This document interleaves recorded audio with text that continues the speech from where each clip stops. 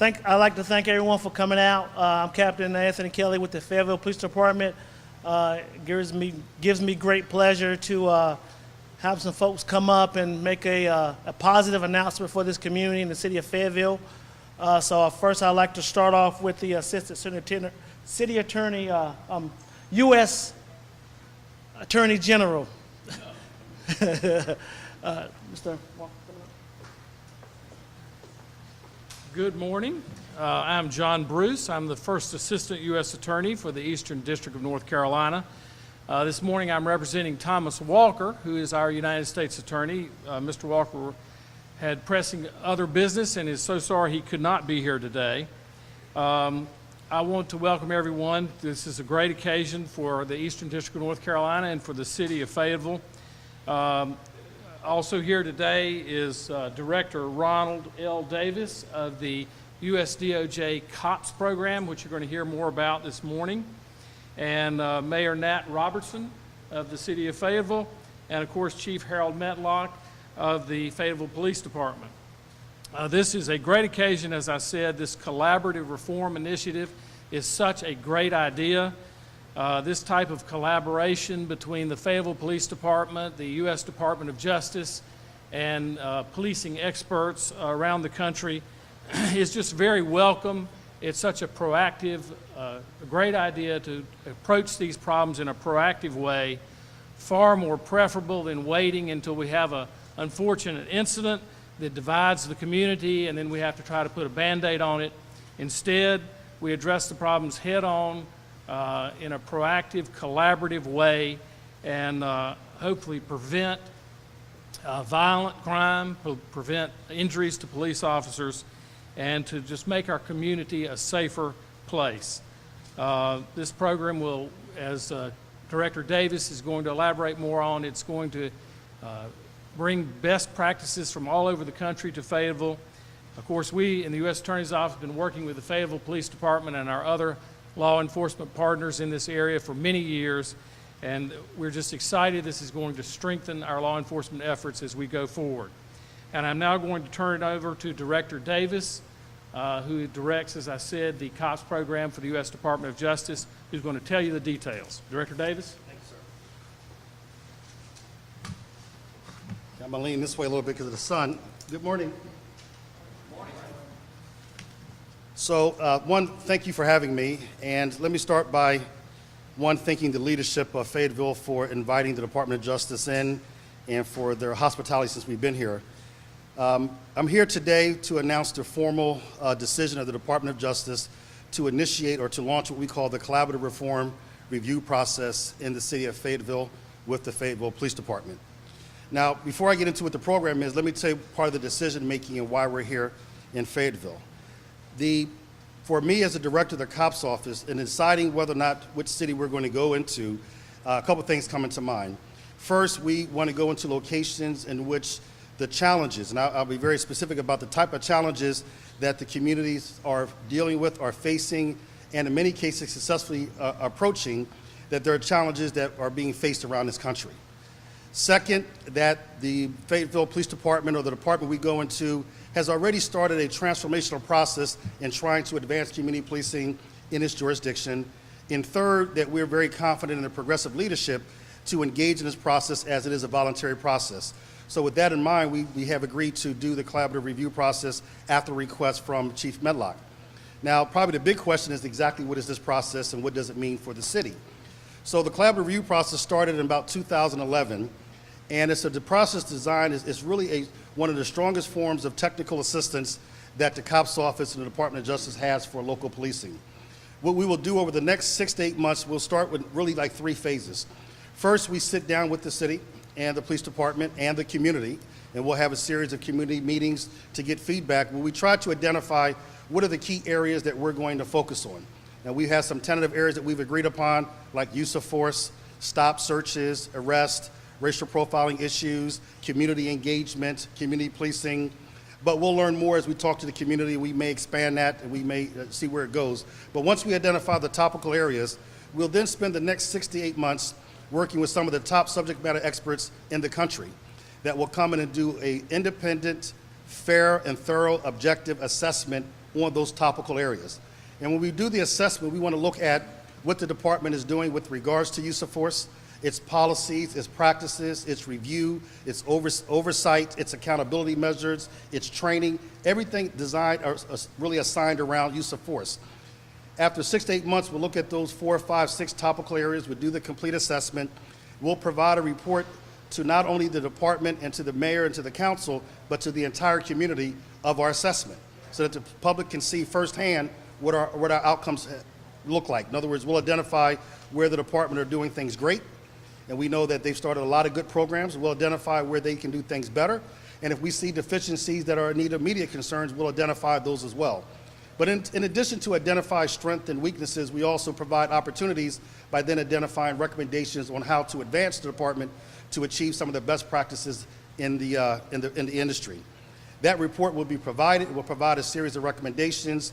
And then what we'll do is we'll work very closely with the department for the next 18 months after that in helping them implement it in phase 2. We'll help them implement it. We'll provide technical assistance. We'll work with them on the ground to help them achieve the recommendations that we've provided. We'll also provide some monitoring in the sense that we'll provide progress reports at 6 months so that the community knows exactly where the police department is at. We'll provide a report a year after that, which is now a year and a half after the first assessment, in which will identify exactly where the department is at with regards to findings and recommendations. Now, so far, this process has been completed in Las Vegas, and I would tell you our first assessment had over 75 recommendations that we provided with them on how to advance their issues with regards to use of force.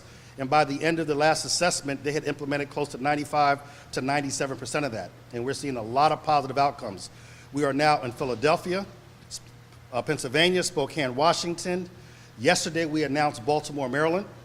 And we're also in St. Louis County, which includes the Ferguson area of Missouri. Now, going back to when we choose these areas, we're really looking for progressive leadership, and we're basically counting on the department to now become the model so that the other agencies can follow. So if I can say this, the collaborative review process is about advancing community policing in the country. It's about technical assistance. And so we go where strong leadership is at. We go where the community wants to work with the police department to advance these priorities and these objectives. The expectation for us is that the work that comes out of it, we will share with over 16,000 law enforcement agencies in the United States. As I mentioned the Las Vegas report, that report now is a model for many agencies to follow. When we announced Baltimore yesterday, Baltimore made it clear that it started its reform process, and they used the Las Vegas report as a template. We know the Phoenix Police Department is using Las Vegas to do its own self-assessment. I'm getting calls from chiefs all over the country that are now using this as an example of how to proceed and how to follow. We know when we go to St. Louis County, if you remember the Attorney General's announcement about the collaborative review in the Ferguson area, there was 2 things that he announced, and I think they're very significant. First, he announced that the Department of Justice would do a pattern of practice investigation on the Ferguson Police Department by the Civil Rights Division. Then he announced that he would do the collaborative review process with the St. Louis County Police Department. And again, the same thing with regards to Fayetteville. The idea of we're partnering with St. Louis County in a collaborative manner is so that we can actually voluntarily advance community policing, not just for St. Louis County, but for the region. So our expectation is that Fayetteville will not only improve its policing and relationship in the city, but it will be a model for the region, for the state, and be one of the best practices for the country. If we have learned nothing over the last 6 months, as we see the issue of public trust in question, we've seen demonstrations that have turned to civil unrest and riots, we've seen simmering tensions, and we are basically, if we're not very careful as a profession, we are destroying the trust that we have worked very hard to build. And we know that we cannot be successful in fighting crime if we don't have the strong trust of our communities. And so everything that we can do to build trust is why we focus on collaborative reform and technical assistance. This is about public safety. And when you think about public safety, we want agencies to think of it not just from a crime point of view. Public safety is measured not simply by the reduction of crime or the absence of crime, but by the presence of justice. And if people don't feel that they're treated with respect and dignity, if people don't feel that they can trust their police department, if people have anxiety when they see a police officer, these are counter to public safety. These will, in the long run, make the community less safe. So to the extent that we can partner with organizations and come up with best practices, how we engage communities, especially communities that feel the most disengaged, our communities of color, then we will build something that will advance public safety in this country more so in the next 10 years than we did in the past 20 years. So this is a priority for the Attorney General of the United States. This is a priority for this administration, and it's just an honor to work with leadership that understands it, is willing to work with us, and to take a hard look. Now, let me say this because there's probably a lot of questions of why the chief would ask the United States Department of Justice to come into his house and take a look. And when you have the kind of courage that wants to do an introspective look, you know you open yourself up for criticism, right? Because if you ask me to take a look, then I promise you we're going to do a very thorough look. And we're going to try to find everything we can that you're doing right, but we're also going to find ways to make the improvement. But I would just share a phrase with you that drives me with regards to doing reviews and assessments. If leadership does not have the courage to take a look at its own operations, then it's doomed for failure. You know, the truth hurts, but selective ignorance is fatal. The inability to take an introspective look, the failure to acknowledge what you're doing wrong as much as you're doing right, and the lack of courage to take on issues of our day, and that is to be able to deal with issues of race relations, community trust, community engagement, will ultimately deteriorate the trust that we have in our communities. So this process is very, very significant. It is something that, quite frankly, the mayor, the city manager, and the police chief should be proud of.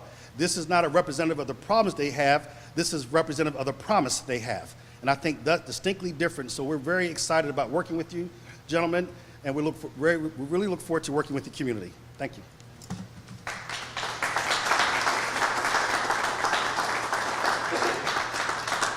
Next, we're going to have the city manager say a few words. Good morning, everyone. We've already introduced Mayor Nat Robertson. Thank you for being here, Mayor. I'd also like to acknowledge two members of our City Council, Kathy Jensen here in the audience, and Councilmember Bobby Hurst is also here. We also have Councilmember Williams in the back. I'm sorry, Larry Wright. That's something I will never recover from. Thank you, Larry. Thank you for being here. We just had a meeting last night, so I was up late. That's my excuse. I'll try it. The important thing for us really here today is to recognize that government matters. Government matters. Good government matters a lot, and great government can be transformative. We're here today to talk about transformation, and to do that, we have to be working with partners at all levels of government. So we really appreciate our partnership that starts today with the Department of Justice, with the United States government. We appreciate and recognize the partnerships that we have established with our neighbors at Fort Bragg, with our neighbors in Cumberland County, and with our neighbors and partners with the state of North Carolina.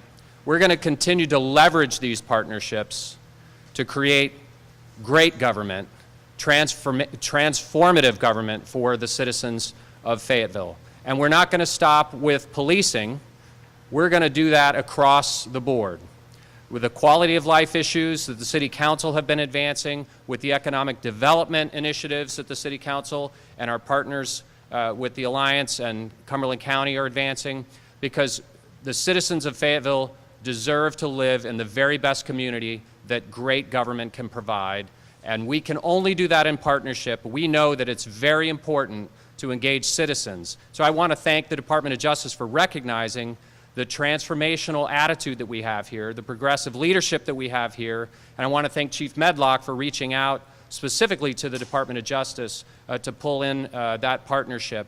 And so I want to challenge everybody in the administration, including Councilman Larry Wright, that we partner consistently over the long term to bring great government to Fayetteville. Thank you.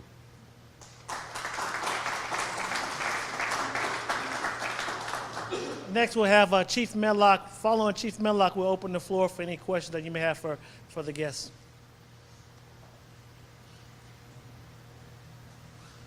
Well, good morning. I accused the media before this started of always putting me in the direct sunlight so I would squint, so I'm hiding. Thank you for being here. Director Davis, thank you. I can't even begin to express to you how important this day is to the Fayetteville Police Department, to the city of Fayetteville, to all of our citizens. And it has been, this day has been a year in making.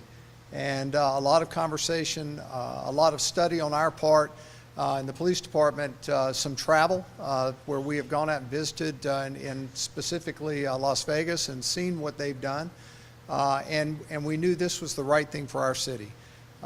We are excited as a police department, as leadership. We're committed to the process, and we're committed to becoming a great police department. Director Davis and his staff spent with us an hour in command staff this morning talking about good policing. We want to move, and we believe we are a very good police department. We want to move to be a great police department, to be a leader, to be a trendsetter, someone that some department that others would come to visit us to see how we're doing business and how we're interacting with our citizens in this great city. So we're very excited about this process. We know it's going to be a lot of work. We're committed to that work. And we are excited not just for the outcomes, but for the learning process as we move into the collaborative reform. So thank you.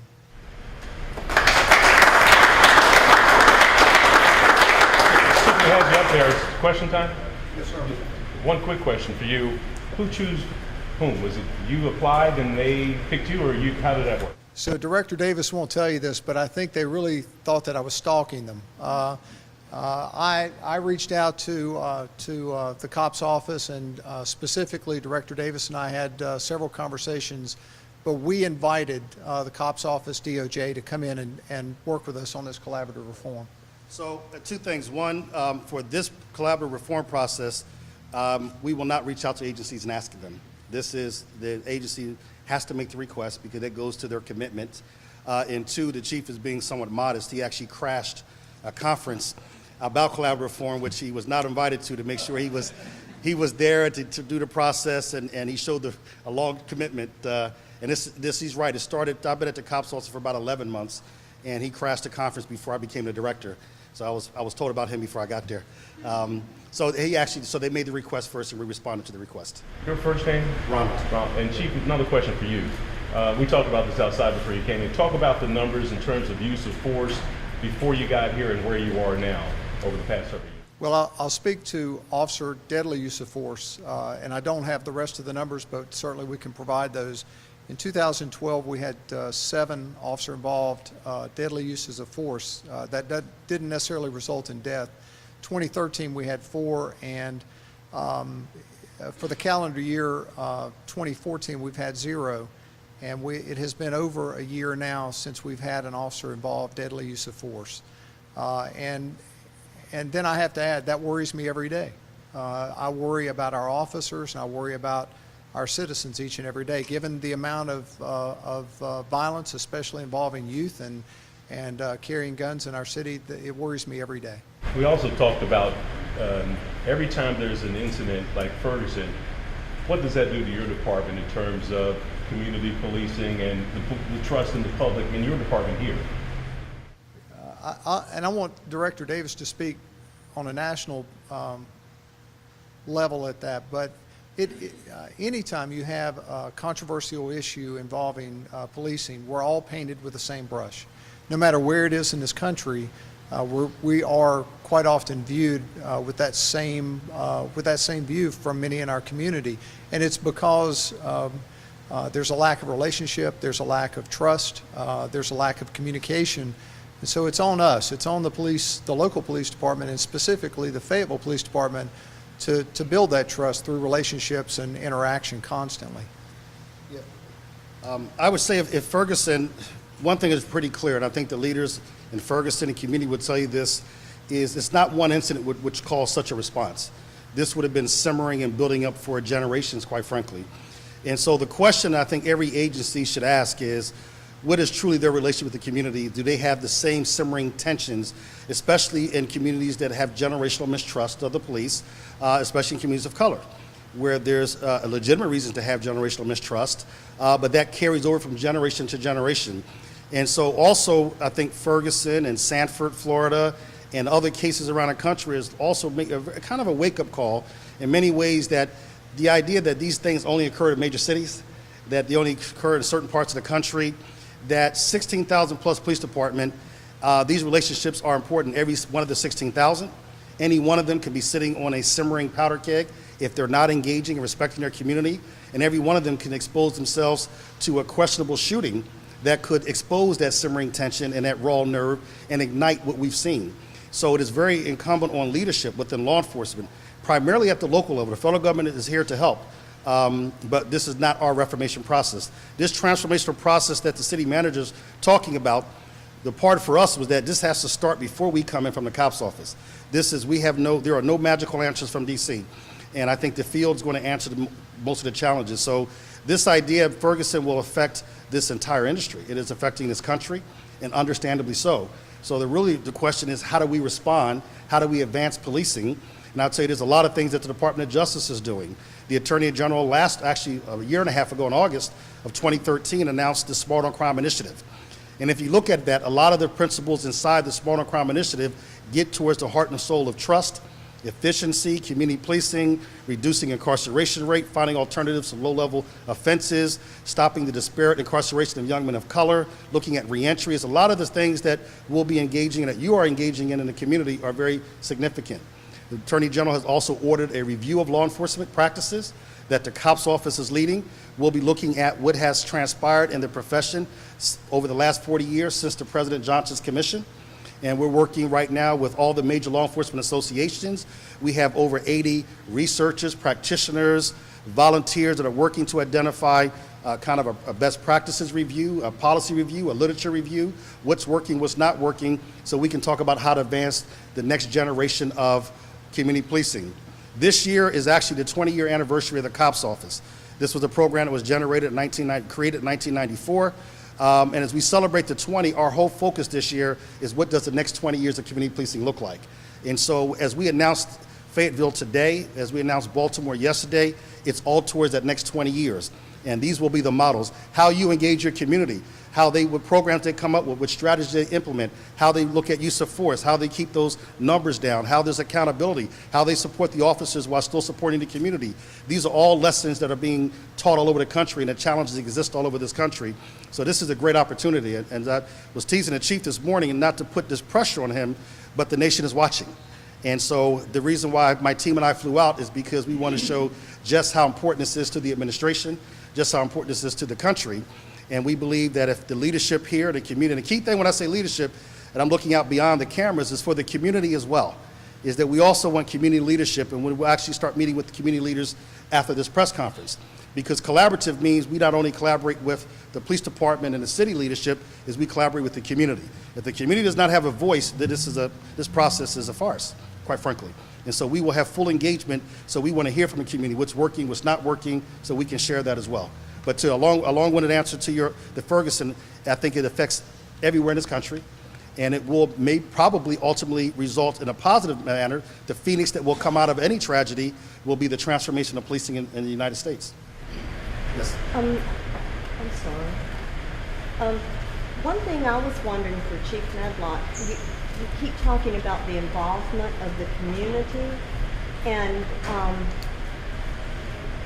I would not say that our community has been involved on a large scale until recently, and then you look at what you yourself talked about the other week with the killing of Joseph Braxton, in which no one would talk because they were afraid, I suppose, of the people who were out there.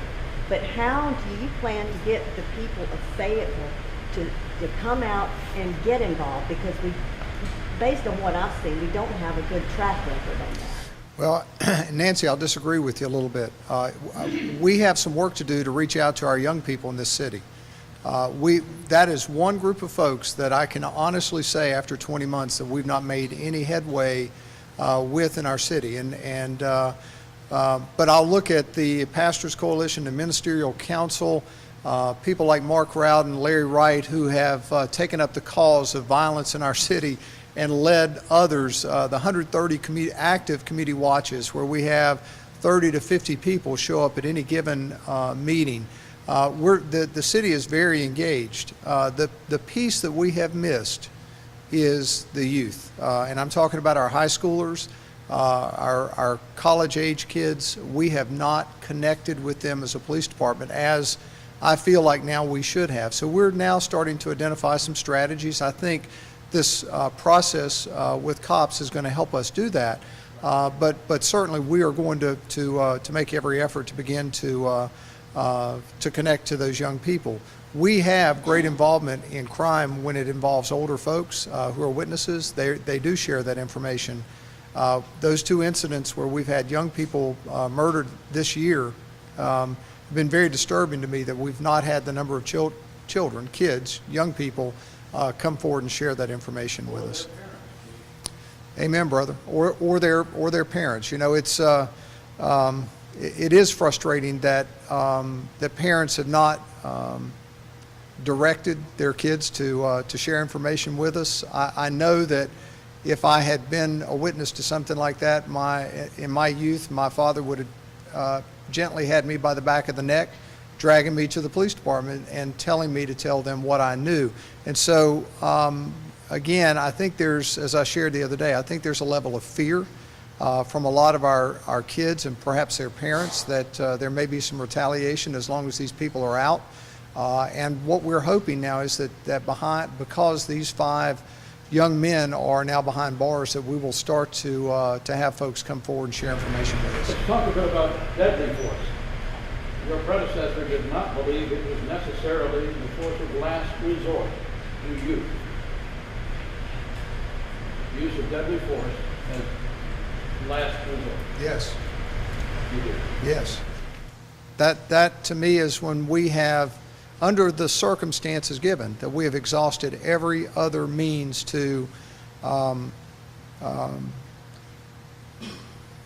deal with a person who is armed and dangerous.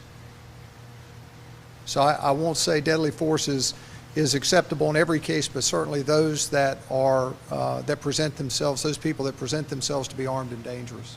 I want to respond to that question because it's a great question. And what we try to get officers to see, excuse me, this heat right here, is really the question that will, as part of the process, the question we will try to reinforce with the officers is the legal issue is, can I shoot? But the real question is, should I shoot?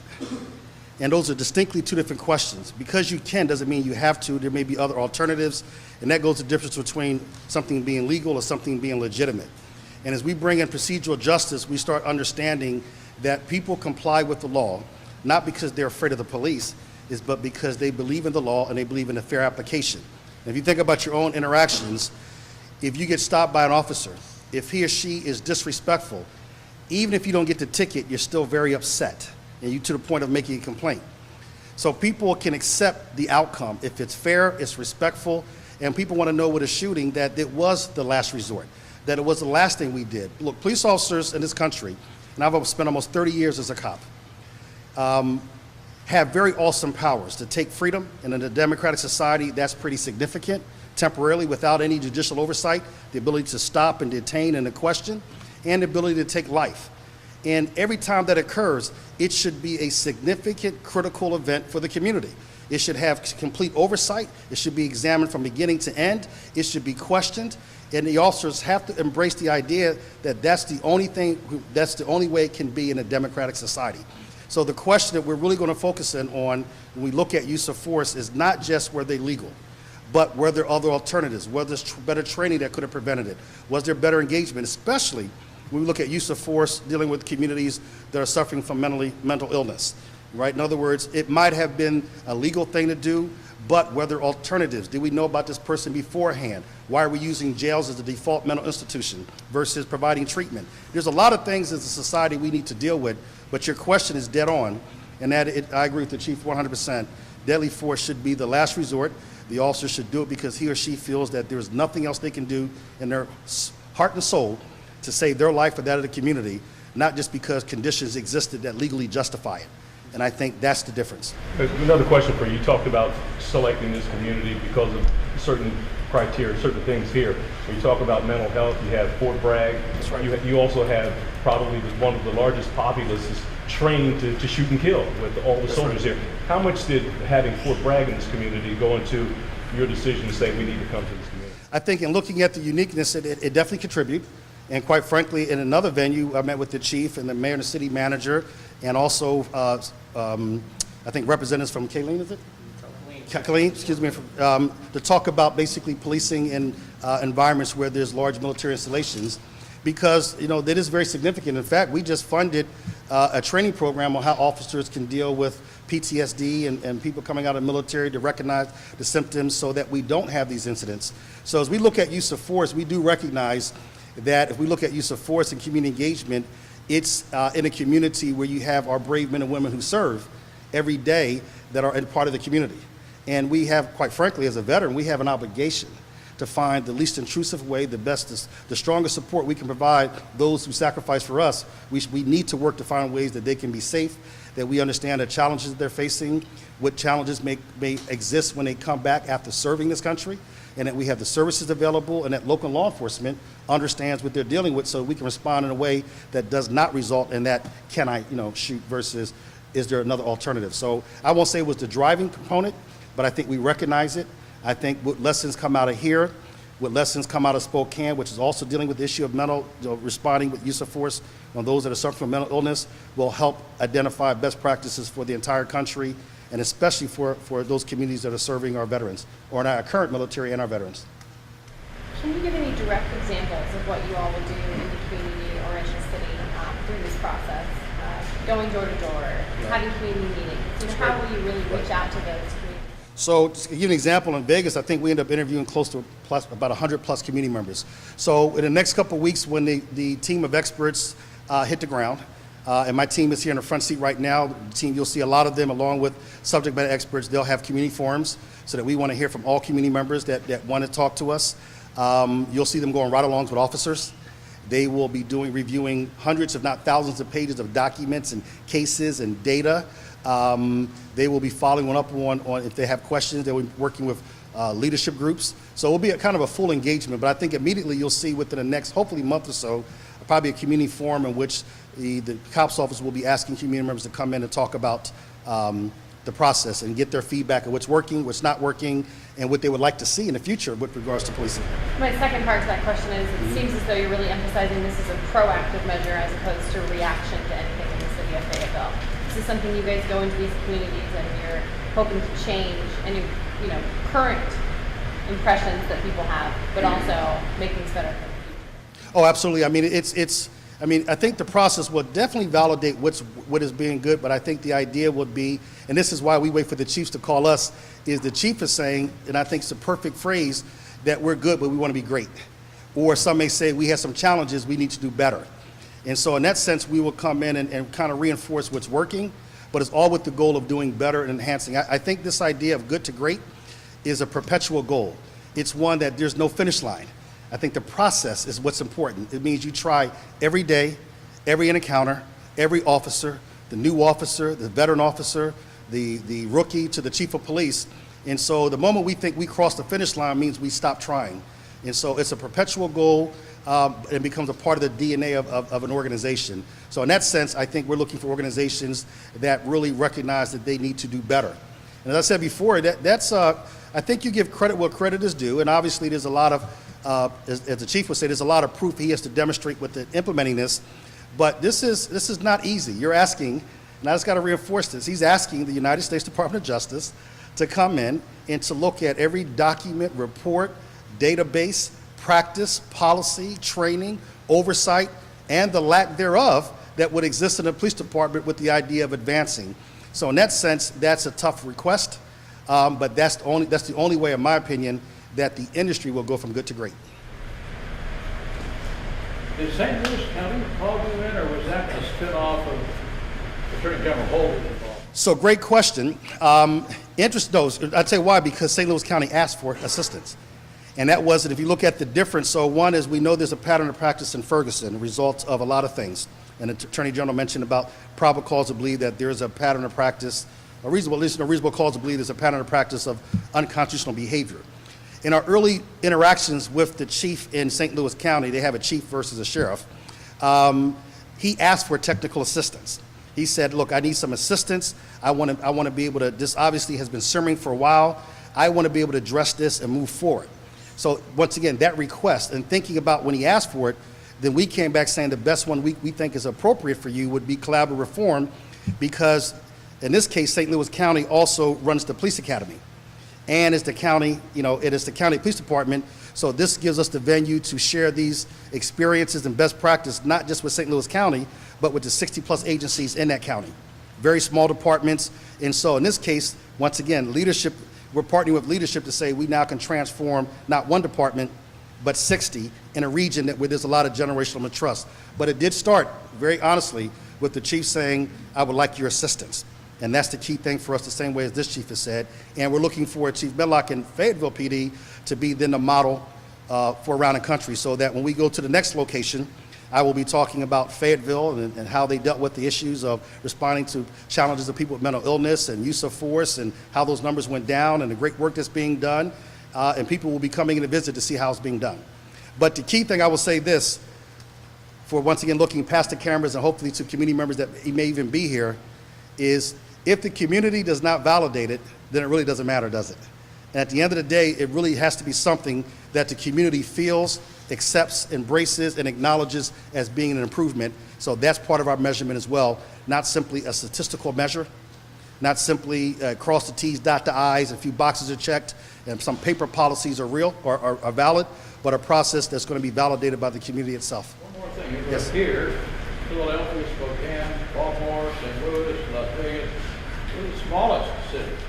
Probably close to Spokane it is, and it's, yeah, that would be fair to say. Yeah. So I was telling the chief that I put in phrase, that means, the Fayetteville Police Department is in the arena with the big boys and girls of the industry, doing some, getting ready to do some very great work. And so that should, I hope, spark a moment of pride, is that the work that should come out of this will transform the industry. And it's coming, and their partners sitting at the table are pretty big departments that influence the field greatly. And so we have a little bit of money. Well, this is all funded by the Department of Justice. So where's the city manager? Yeah, so he's smiling. But we have a little bit of money, and we're going to have a lot of agencies asking for the assistance. So when I tell you that we're going to be very selective in who we provide this, we have all kinds of technical assistance, but this one, we believe that it has to be more than helping the individual agency, which is great, but there has to be something that comes out of it for the rest of the country. This process can go on the low end to $500,000 to, it could be even over $1 million. When we look at bringing in experts, subject matter experts, doing evaluations, writing reports, monitoring progress, and we also will provide technical assistance, bringing in experts to talk about fair and impartial policing, procedural justice, help establish systems, talk about racial profiling. When we say we're in it. So this is why this is a pretty significant process. Has someone in your department specifically been tasked with leading this effort, or will that be yours? Everyone is tasked with it, but the fine-looking young man, Captain Anthony Kelly, will be our lead from the department. But my direction to all of the command folks that are here today is that they're all active participants. We are all active participants in this process, Jeff. Folks, we thank you for coming. I'm sure Director Davis will be available for some one-on-one, and thank you for being here today. Thank you.